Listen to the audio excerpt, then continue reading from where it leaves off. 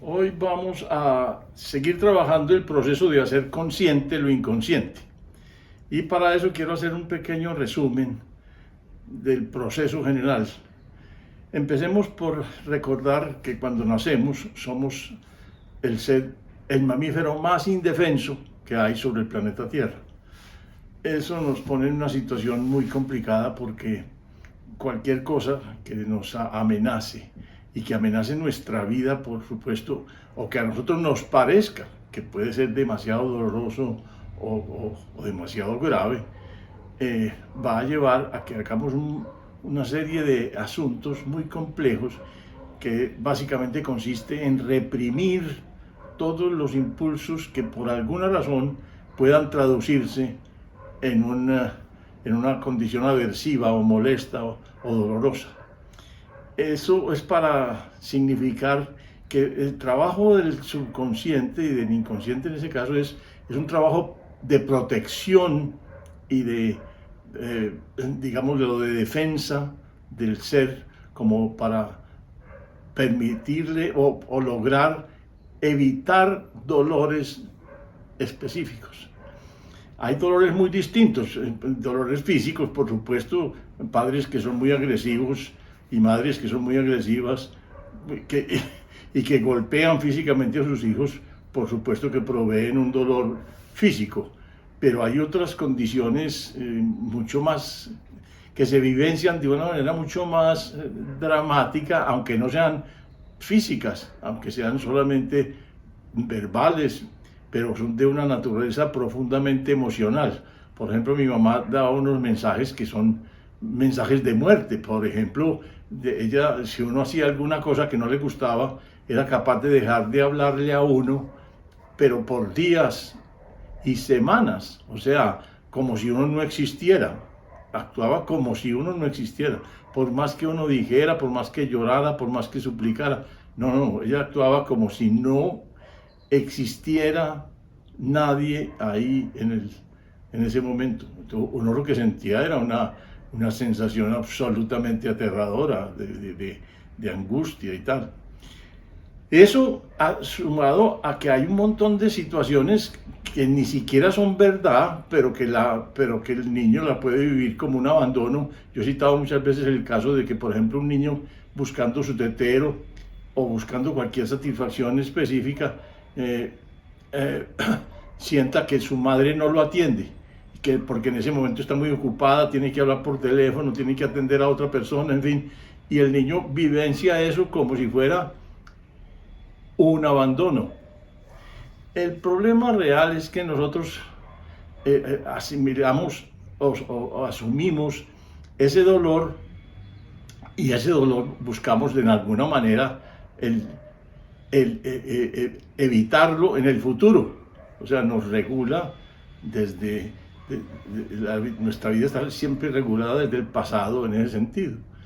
Buscamos la mayor tranquilidad, digámoslo así. Y hemos mostrado experimentos que señalan claramente que el joven en su debilidad busca ante todo acomodarse a lo social, de manera que evite los estímulos más dolorosos, que son las descalificaciones sociales y los mensajes de muerte, como el que les señalaba hace un momento. Hay diferentes grados, digamos, de resistencia a esas presiones externas. A veces hay personas que, por fortuna, tenemos una gran, digámoslo, capacidad para seguir afirmándonos a pesar de las dificultades, pero hay otras personas que son muy vulnerables, y las adaptaciones que hacen son supremamente variadas. Pueden ser desde simplemente una negación muy clara de su ser, de que no se muestren, de que no se afirmen, de que no pongan límites claros, de que siempre estén dando gusto, a adaptaciones muy complicadas como luchar por ser el mejor de la clase, por ser el mejor, el estudiante más competente, por competir con los demás y ganarles. Bueno, pueden ser desde el extremo digámoslo, como de desaparición más clara al de aparición más competitiva. esos dos extremos se mueven todas las adaptaciones que hace un muchacho o una muchacha en su crecimiento. Es un hecho que esas presiones conducen a una negación del ser, pero también a una elaboración de una especie de máscara, que es, digamos, el personaje con el cual pretendemos adaptarnos al medio hostil.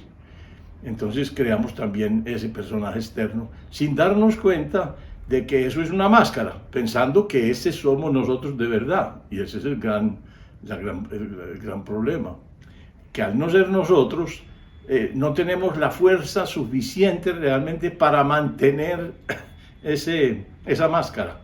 Eso finalmente se va deteriorando, finalmente va volviéndose cada vez más insostenible. Y las personas pueden llegar a cosas muy complicadas. Por ejemplo, yo tengo el caso de una persona que se esforzó muchísimo por ser el primero de su clase en la Facultad de Medicina, por ser durante 5 años el número 1. Y con el tiempo lo logró, y se graduó y fue un médico muy destacado, por lo menos en el inicio de su ejercicio profesional. Pero muy rápidamente empezó a mostrar signos de un deterioro personal muy complicado, porque empezó a buscar en las mujeres una aceptación independientemente de cuál fuera su condición. O sea, no le importaba que fueran esposas de sus amigos y tal.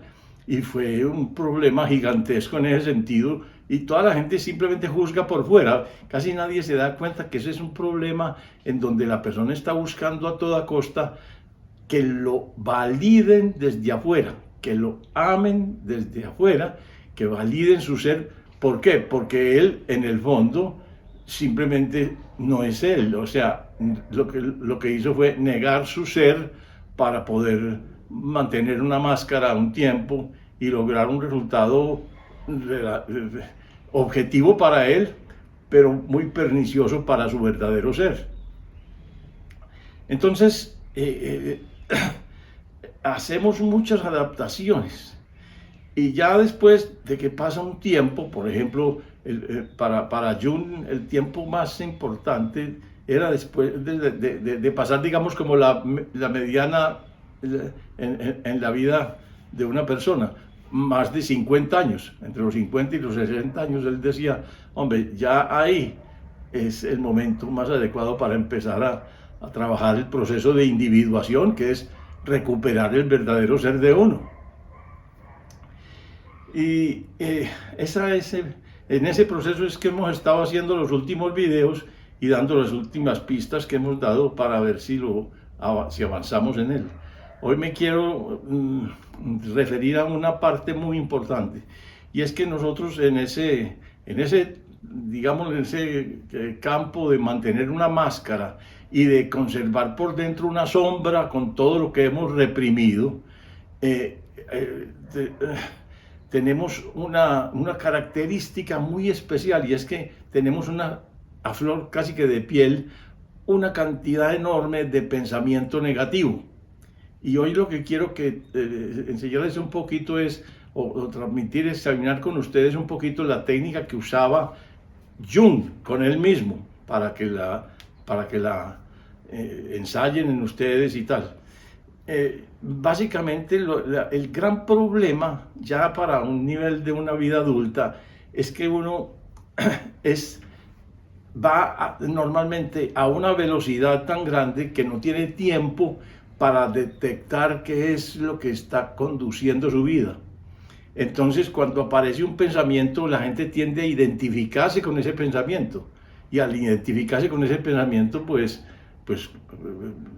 mantiene o procura mantener la máscara, y procura mantener un estado de cosas que siempre se corresponde con carencia, con sentimientos de ansiedad, de culpa, con estados aversivos internos, a los cuales nos hemos acostumbrado y nos vamos acostumbrando. Y como es digamos, como el clima interno habitual, la gente prefiere eso que ya es conocido a entrarse en un campo muy desconocido que no sabe en qué se puede traducir después. Entonces el inconsciente no le ayuda a uno a hacer un cambio, sino que todo lo contrario, le ayuda a mantener unos hábitos que son muy, muy complicados.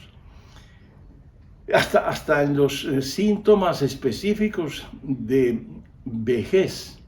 La vejez se nos, digamos, lo que cuando uno está envejeciendo con una máscara, por supuesto que el ser se va deteriorando porque el cuerpo sigue exactamente lo que está pasando con el alma, con el ser interior. Entonces el cuerpo envejece mucho más. ¿Por qué? Porque la energía, lo hemos dicho en otros videos, de la persona que aniquila o oculta su ser o hace prevalecer un yo periférico que no es él, la energía motivacional es mínima, no tiene esa fuerza grande. Podrá exigirse mucho, pero casi siempre, por ejemplo, en el caso del médico que les digo, era un tipo que tenía que apelar a las drogas para poder estar por la noche estudiando muchas más horas de las debidas y de las que los otros compañeros dedicaban a su estudio. Entonces son gastos mucho más altos, exigen gastos mucho más altos porque no tienen la motivación intrínseca profunda que les mantenga, que les ayude a mantener un nivel energético fuerte y estable que les permita hacer un esfuerzo mayúsculo, grande. Bueno, en todo caso, el problema real es que normalmente ya metidos en ese problema tan grande de la negación del ser, y metidos en una sociedad que va absolutamente veloz en sus decisiones, porque cuando la gente anula su ser no tiene ya tiempo. Entonces mientras más veloz vaya, menos sensible es a lo que le pasa adentro, y mientras menos sensible es, menos ve lo que le pasa, el tipo de pensamientos que están conduciendo sus decisiones. Entonces el ejercicio básico que recomendaba Jung era el que él mismo hizo. Él cogió una libreta, se trata de coger un diario y estar atentos a todos los pensamientos negativos que nos aparecen. ¿Para qué? Para anotarlos. Pero fíjense bien, ¿cómo los vamos a anotar? Vamos a anotarlos no como si nos identificáramos con eso. O sea, yo tengo, por ejemplo, el pensamiento de que no soy capaz. Entonces yo no puedo poner aquí no soy capaz, porque eso es identificarme con el pensamiento. Debo escribir como si estuviera en la posición del observador. Por ejemplo, tengo pensamientos acerca de que no soy capaz, ¿cierto? Porque esa es una posición en donde yo estoy observando el pensamiento, pero no me estoy identificando con él. Estoy observando qué pasa con él. Y lo estoy anotando para volverme cada vez más sensible a los tipos de pensamiento que están acompañando mis decisiones y mis acciones diarias. Porque lo que sí está muy demostrado es que cuando estamos en ese trajín, el 90% de los pensamientos y sentimientos de un día se repiten al día siguiente.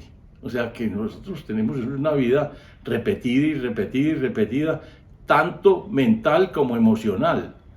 Entonces salir de ella es absolutamente difícil. Para poder salir hay que parar, por eso se recomienda Jung la libreta o el diario, parar, anotar qué tipo de pensamiento está viniendo a mi mente desde esa posición de observador. ¿Para qué? Para que luego de apuntarlo se vuelva más consciente, porque el pensamiento actúa mucho más fuertemente mientras más inconsciente es, pero cuando se trae ya a la conciencia pierde poder. Y fuera de eso, el siguiente paso es elaborar una nueva programación, aprovechar que conocemos ese pensamiento negativo específico para poner al frente lo que de verdad sería una nueva programación. Por ejemplo, si el pensamiento negativo dice yo no soy capaz, esto me está quedando, esto está demasiado difícil para mí, yo no tengo suficiente energía o inteligencia o creatividad o capacidad para obtener este resultado, y lo pongo, digo, este tipo de pensamiento me está asaltando con mucha frecuencia, tal, y al frente pongo, yo soy capaz, yo tengo la fuerza suficiente, la inteligencia necesaria, la creatividad adecuada para obtener mis resultados. ¿Por qué? Porque eso hay que, cada vez que yo reconozca ese tipo de pensamiento negativo, inmediatamente puedo proceder a reprogramar, a afirmar con todo mi ser, ojalá con una verbalización clara, ojalá en una postura afirmativa, una postura digna, de frente, mar, digamos, sin una actitud encorvada de víctima, sino con una actitud de dignidad, de capacidad, y ojalá con una expresión verbal acomodada a lo que estoy diciendo. Y por supuesto, en la medida en que pueda sentir claramente la sensación y la emoción asociada al ser capaz, pues todavía mucho más potente. Pero lo importante es empezar el ejercicio y no tenerle miedo a los temores cuando aparezcan y no huirles, porque si nosotros huimos de la sensación del temor, lo estamos expotenciando, estamos dándole mucha más energía a ese tipo de pensamiento negativo. Entonces, para mí es muy importante hacer ese ejercicio. Yo lo hice durante muy buen tiempo y eso le funcionó incluso para hacer una cosa importantísima, y es cuando a veces tenemos como pensamientos obsesivos que nos vienen una y otra vez, que no sabemos cómo calmar la mente. Entonces, él descubrió que si los apuntaba, inmediatamente empezaban a ceder. ¿Por qué? Porque vienen a la conciencia y ya con el pensamiento no trabajando a nivel subliminal o inconsciente, sino trabajando a nivel consciente, pierde poder. Y si luego reprogramamos sobre eso, entonces vamos a ir obteniendo unos resultados distintos. Es importante entender que ese proceso no es automático ni es inmediato, que necesita que se haga una práctica. Por ejemplo, si uno fuera capaz de hacer durante 3 semanas una afirmación sistemática de soy capaz, tengo la inteligencia suficiente, la creatividad necesaria, la energía que requiere este logro determinado. Si uno dijera eso todos los días, por ejemplo, al levantarse, cuando todavía no ha recibido la cantidad de estímulos y presiones del ambiente, sino que está en una situación más, digámoslo, más serena y con un ambiente menos agresivo y menos presionador, sería muy interesante darse cuenta de que en 3 semanas puede haber ya cambios muy importantes en la reprogramación cerebral. El cerebro se va reconfigurando, eso es la plasticidad del cerebro. Va empezando a funcionar de otra manera, pero no es todo de una vez, lo va haciendo poco a poco. Entonces hay que empezar con esos pequeños cambios, pero persistir en el tiempo con ellos, para que la reprogramación del cerebro se pueda ir dando y la reconfiguración de su funcionamiento se dé. Yo creo que podemos empezar este ejercicio y seguimos a través de los comentarios recibiendo opiniones que me sirvan a mí para dirigir desde aquí y guiar sus distintos procesos. Con todo mi corazón los espero en el próximo.